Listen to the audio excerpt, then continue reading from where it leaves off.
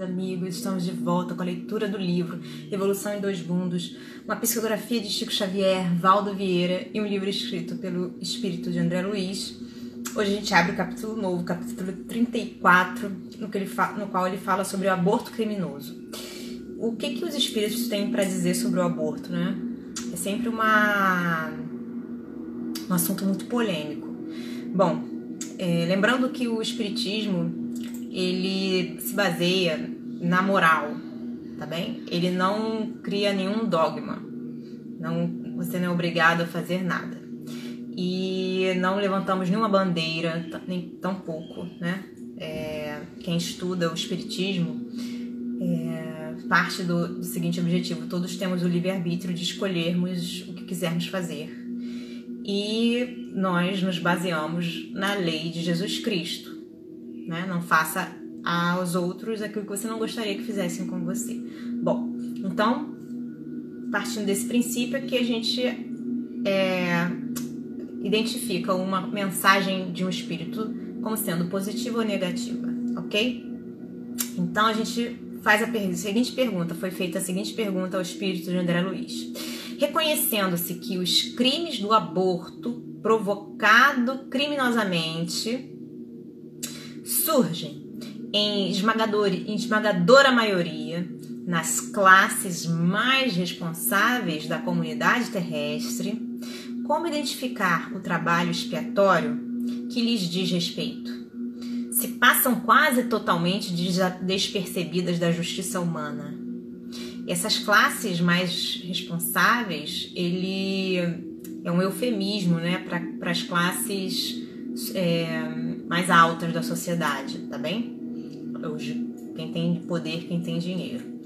E aí o espírito responde o seguinte: temos no plano terrestre cada povo com seu código penal apropriado à evolução em que se encontra, mas considerando o universo em sua totalidade como reino divino, vamos encontrar o bem do Criador para todas as criaturas como lei básica, cujas transgressões deliberadas são corrigidas no próprio infrator, com o objetivo natural de conseguir-se em cada círculo de trabalho no campo cósmico o máximo de equilíbrio com respeito máximo aos direitos alheios dentro da mínima pena. Atendendo-se, no entanto, a que a justiça perfeita se eleva indefectível sobre o perfeito amor, no hausto de Deus, em nos que movemos e existimos, toda reparação perante a lei básica a que nos reportamos se realiza em termos de vida eterna, e não segundo a vida fragmentária que conhecemos na encarnação humana. Porquanto uma existência pode estar repleta de acertos e desacertos, méritos e deméritos, e a misericórdia do Senhor preceitua não que o delinquente seja flagelado com extensão indiscriminada de dor expiatória, o que seria volúpia de castigar nos tribunais do destino, invariavelmente regidos pela equidade soberana, mas sim que o mal seja suprimido de suas vítimas, com a possível redução do sofrimento. Desse modo, segundo o princípio universal do direito cósmico, a expressar-se claro no ensinamento de Jesus que manda conferir a cada um de acordo com as suas obras, arquivamos em nós as raízes do mal que acalentamos para extirpá-las à custa do esforço próprio, em companhia daqueles que se no afinem a faixa de culpa com os quais perante a justiça eterna os nossos débitos jazem associados.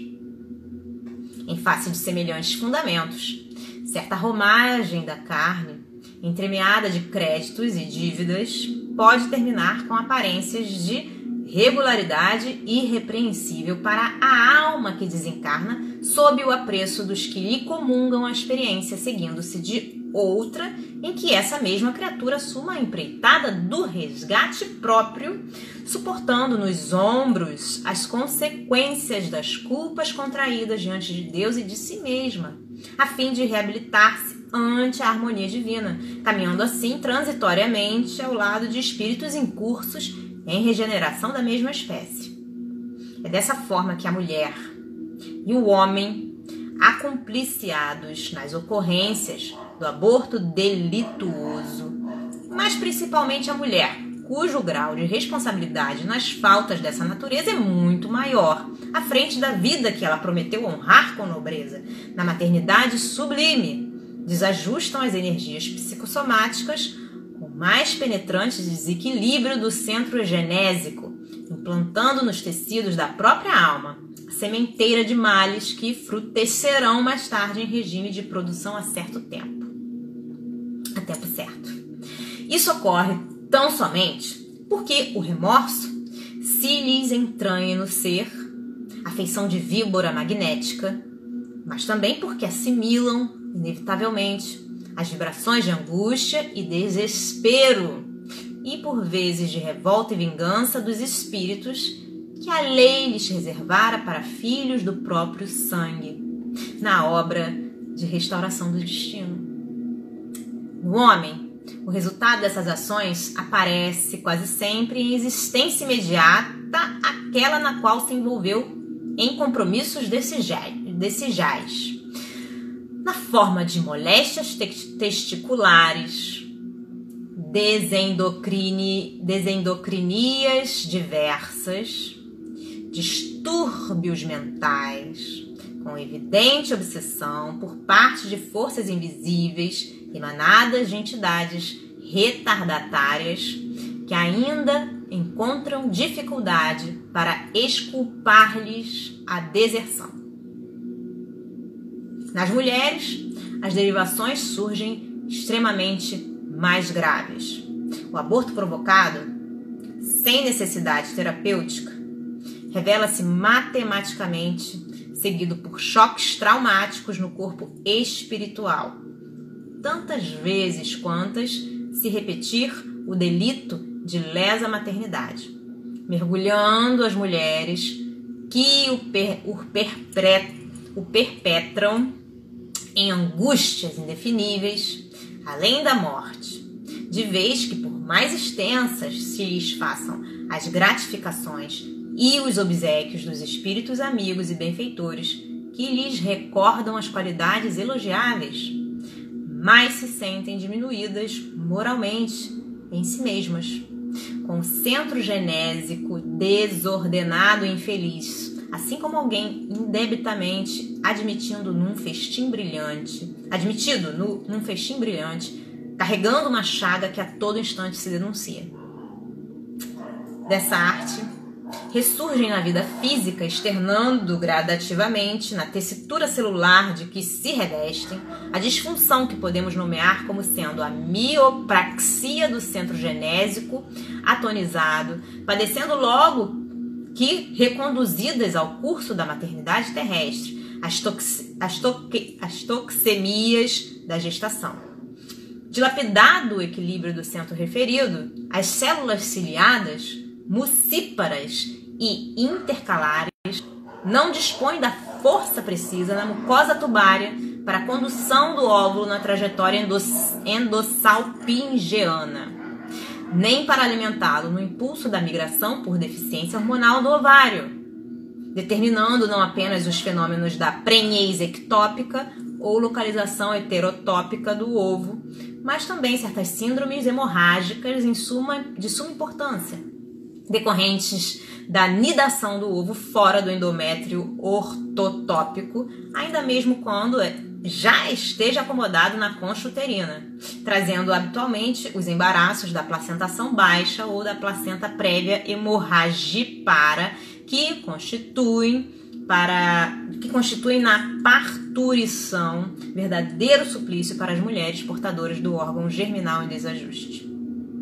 Enquadradas na arritmia do centro genésico, outras alterações orgânicas aparecem, flagelando a vida feminina, como sejam o deslocamento da placenta eutópica por hiperatividade histolítica da vilosidade corial, a hipocinesia uterina favorecendo a germicultura do estreptococo ou do gonococo depois das crises endometrísticas puerperais, a salpingite tuberculosa, a degeneração cística do córtico, a salpingoforite, em que o edema e o exudato fibrinoso provocam a aderência das pregas da mucosa tubária, preparando o campo propício às grandes inflamações anexiais, em que o ovário e a trompa experimentam a formação de tumores purulentos, que os identificam no mesmo processo de desagregação.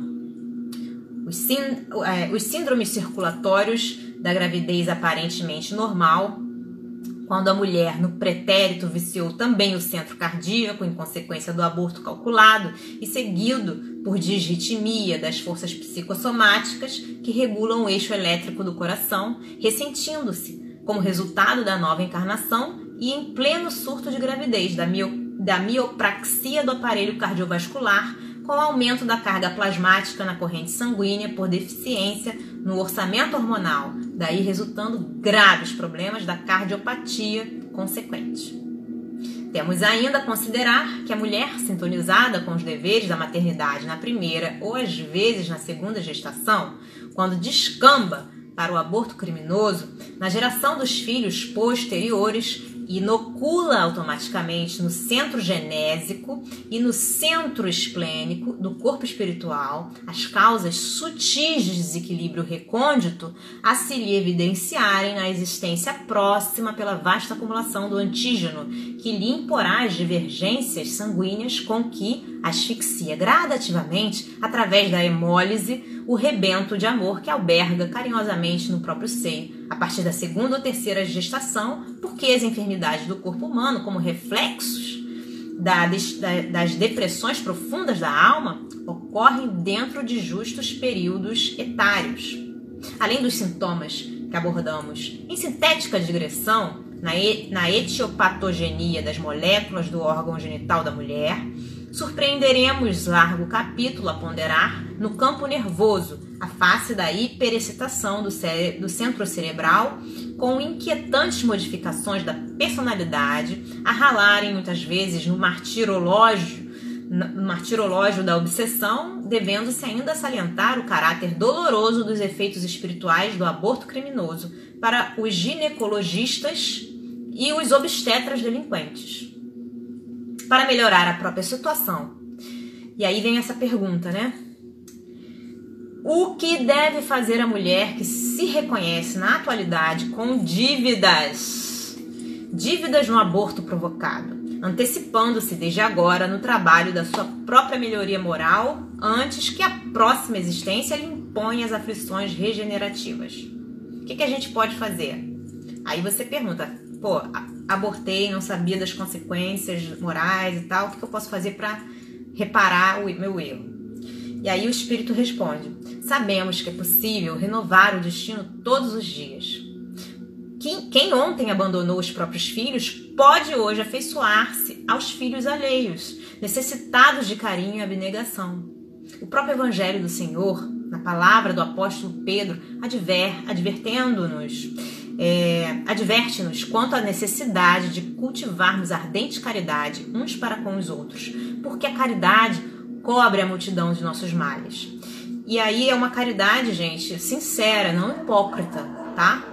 Essa foi a primeira epístola de Pedro, capítulo 4, versículo 8, nota de André Luiz. Gente, essa comunicação foi dada em Pedro Leopoldo, dia 8/6/1958. Desejo a vocês um grande dia, Deus abençoe, um beijo grande, até a próxima. Tchau, tchau.